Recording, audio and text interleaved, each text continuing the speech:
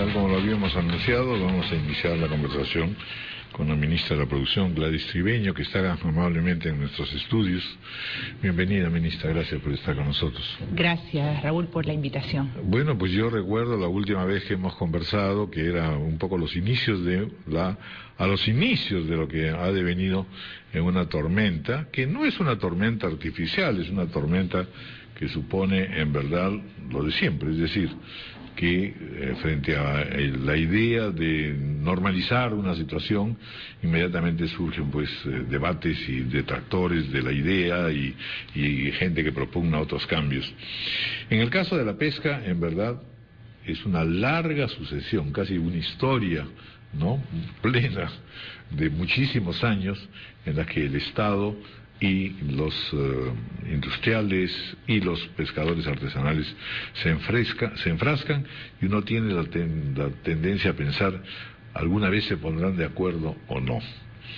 Y ciertamente, muchas de las cosas que vamos a tocar serán solamente breves, ministra, porque todo lo vamos a ver en la interpelación, donde hay nada menos que 77 preguntas dirigidas a usted y a este programa de reordenamiento. Le confieso que en verdad, en lo personal, yo pensaba, bueno, efectivamente es una necesidad absoluta e imperiosa poder reordenar esto, pero conforme ha ido avanzando el debate, entonces empiezan a surgir ideas en el sentido de decir, cuidado, se ha exagerado la nota, no se ha tomado en cuenta tales o cuales aspectos, en fin.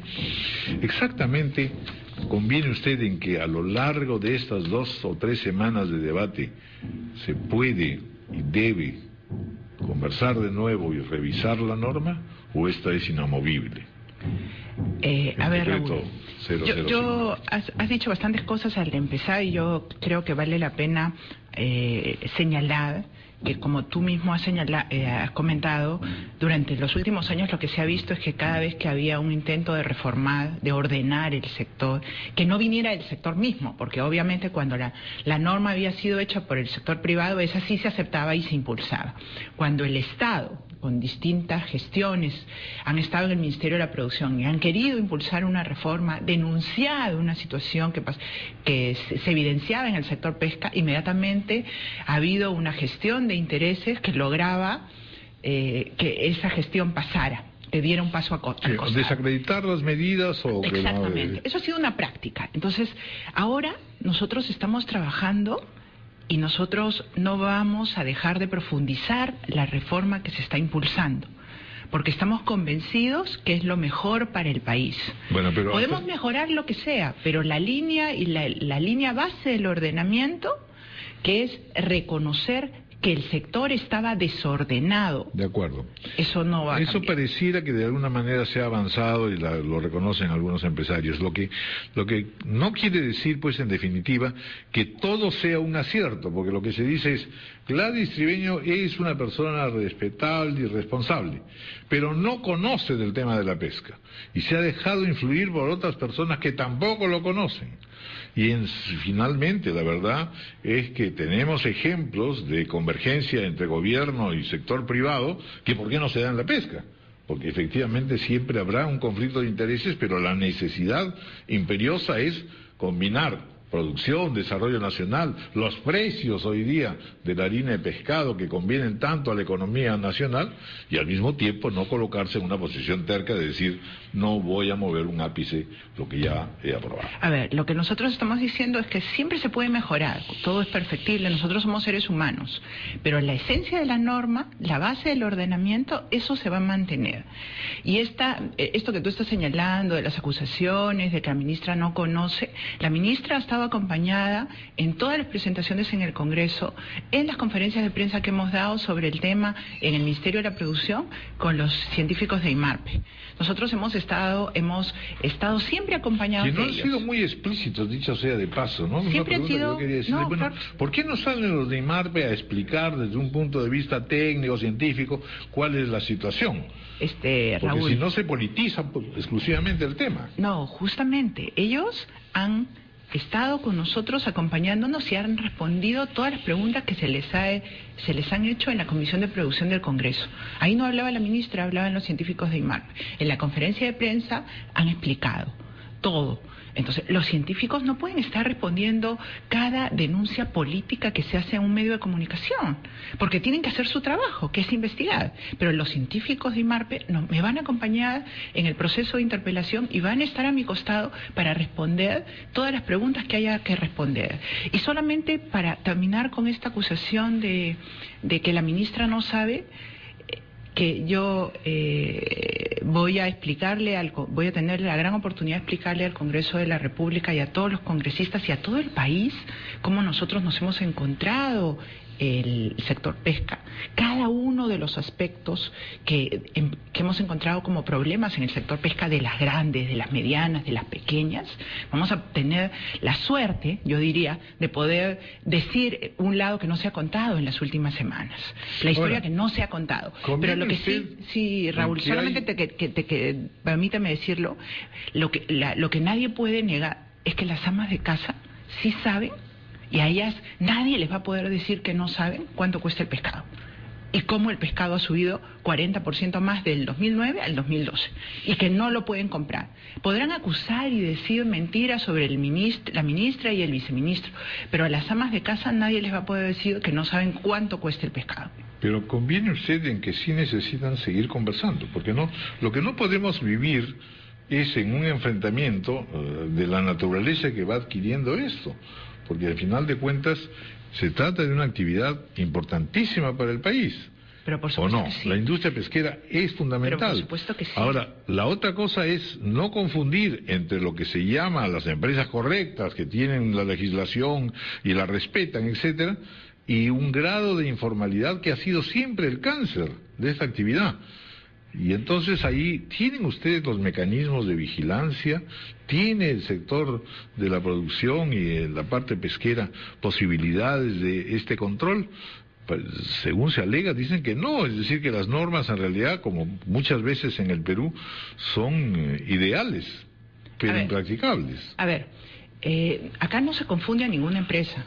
Las formales son formales, pero eso no significa que no sean codiciosas. Y acá hay un problema entre la codicia de un grupo de empresas minoritarias pero entra usted, pues, a un la debate, mesa popular. Entra usted a un debate francamente directo, es decir, porque yo digo, ¿esta empresa en realidad está incumpliendo o no está incumpliendo?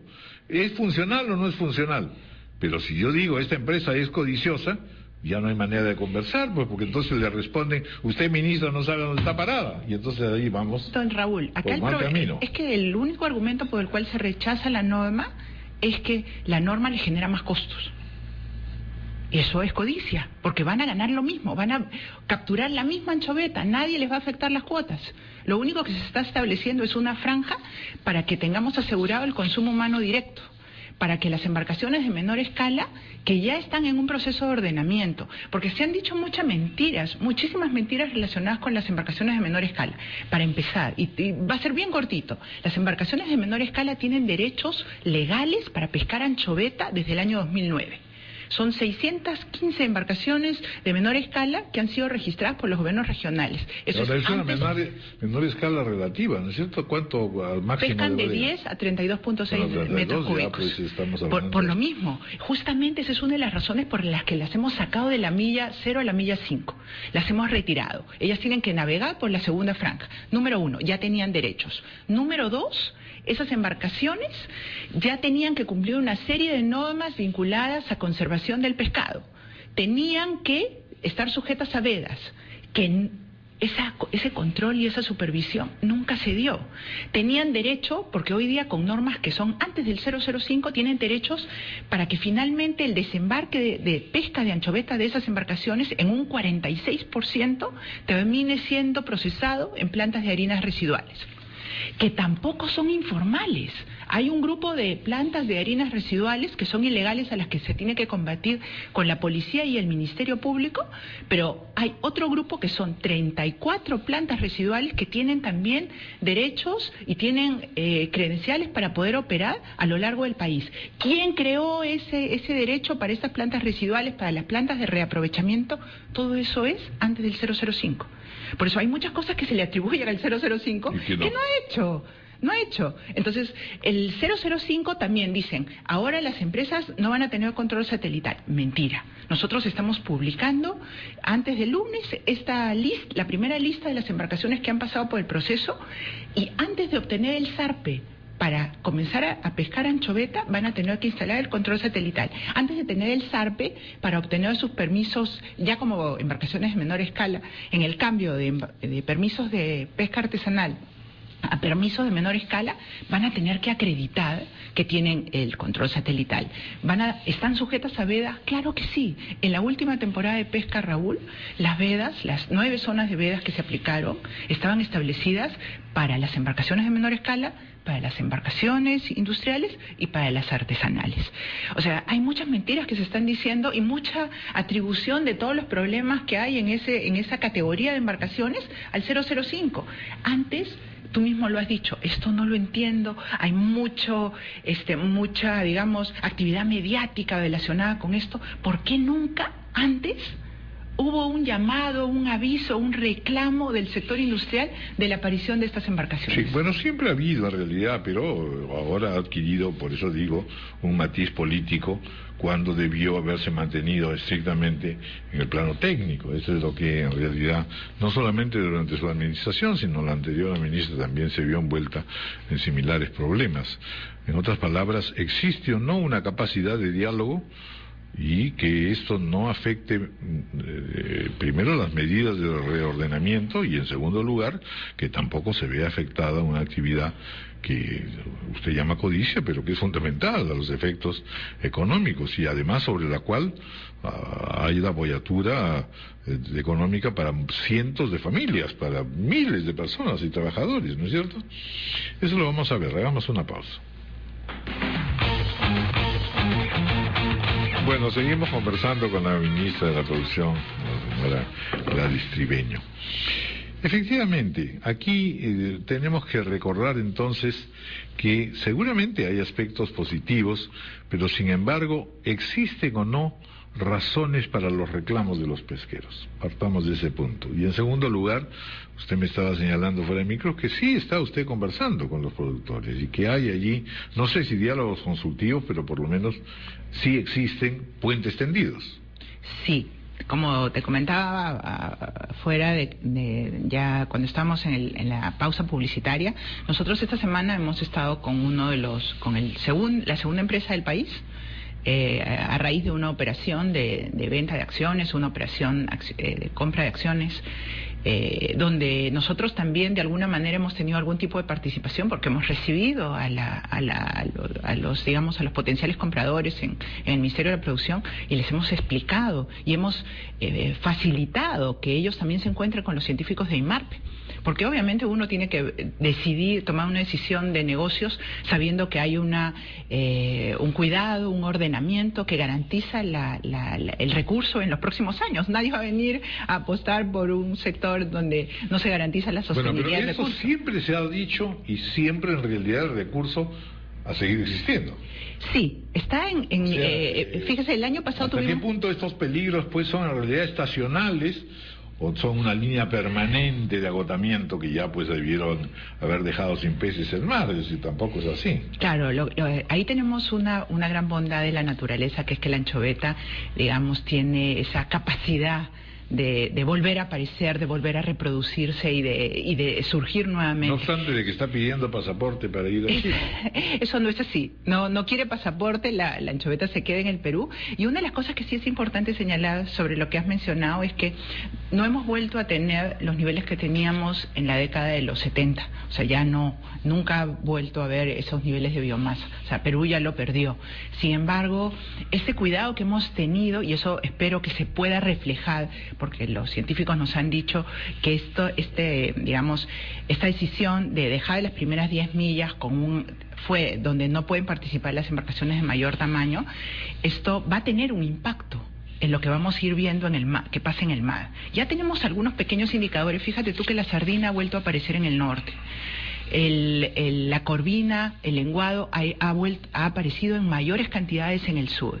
Pero además de eso, nosotros esperamos que eso permita que haya un mayor nivel de supervivencia de las anchovetas juveniles para que podamos recuperar lo que habíamos perdido en la temporada pasada. No está listo el informe, eso es otra de las cosas que se ha dicho esta semana, que ya existe el informe listo. No es así. Es más, ya tengo algunos pedidos relacionados con eso. Una vez que esté listo el informe, que nosotros creemos que va a estar listo a fines de mes, va a haber la información para el sector privado y para todos los medios de comunicación sobre los resultados del mismo.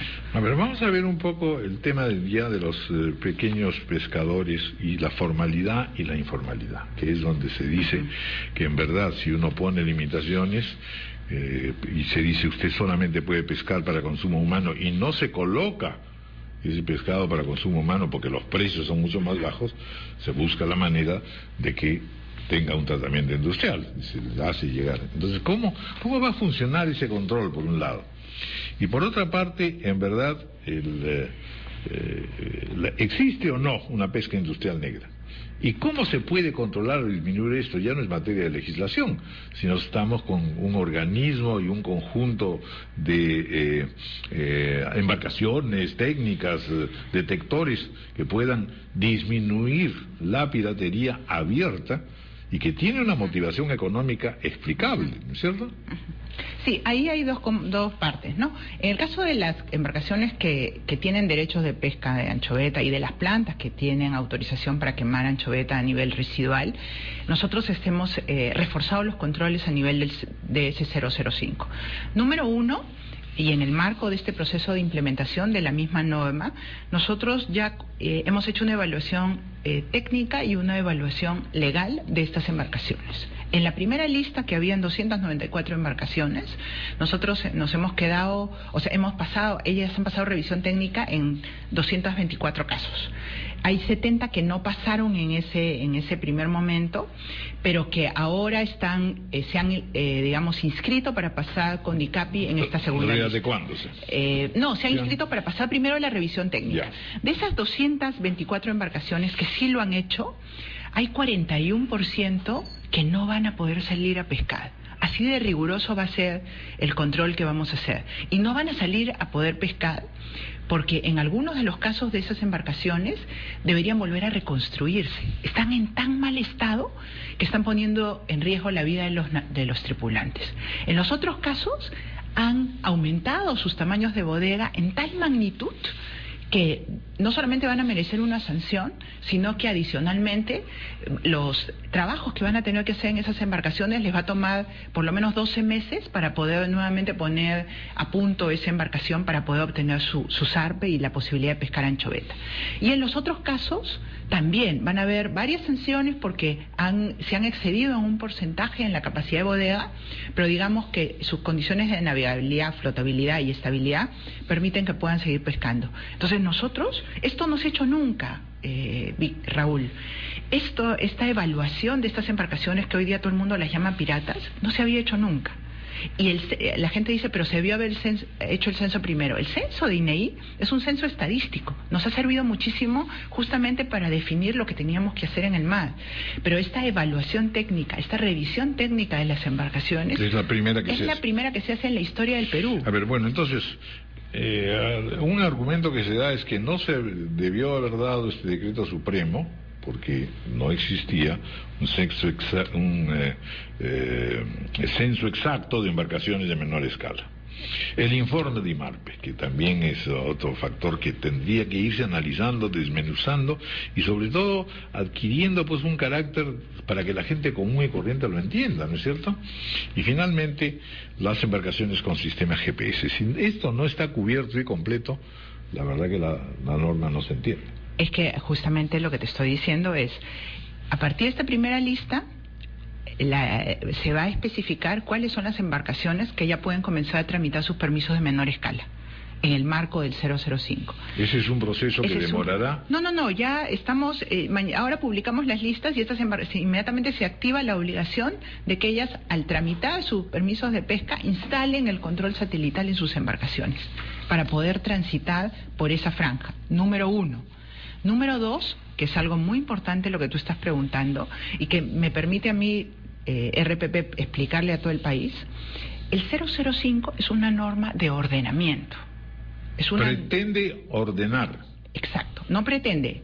Él va a ordenar y está ordenando. Procura ordenar. Exacto. Porque si hay resistencia y dice, oiga, usted no está ordenando nada, usted en realidad está creando un problema para la industria pesquera. No, estamos generando un inconveniente económico para la industria pesquera que antes pescaba de las 5 en adelante, y que al tener esa posibilidad tiene un montón de infracciones de que se metían de manera más cercana a la costa. Y que eso corresponde a una decisión científica y no solamente a una voluntad de exterminar esta industria. A ver, es que no, porque no es, ahí viene el otro tema. Pero no es así. Nosotros estamos seguros de que van a poder seguir pescando lo que han pescado antes. Su cuota nadie se la va a tocar. Nadie les va a quitar un porcentaje de su cuota para dársela a los demás. Su cuota está garantizada. Lo único que les va a costar más irse fuera de la milla 10, y lo que estamos garantizando, y eso hemos expuesto en el Congreso, justamente para eso hemos usado los informes de IMARPE, para mostrarles que hay biomasa de anchoveta fuera de la milla 10. Eso es. Entonces, nosotros nos hemos basado en 14 informes de IMARPE para definir las franjas y para asegurarnos de que las embarcaciones, tanto las de madera como las de acero, van a poder operar en las franjas que estamos creando. Eso es lo que hemos hecho y eso lo tenemos garantizado. Ahora, como vuelvo a repetir, el 005 es una norma de ordenamiento, no es una norma que da cuotas, para los cuales sí necesitas que el IMARPE te diga la cuota exacta que puedes dar. Es igual que la ley de cuotas. Mucho se ha dicho que el gran ordenamiento del sector pesca se dio con la ley de cuotas, ¿verdad? Y se le ha llamado una norma de ordenamiento.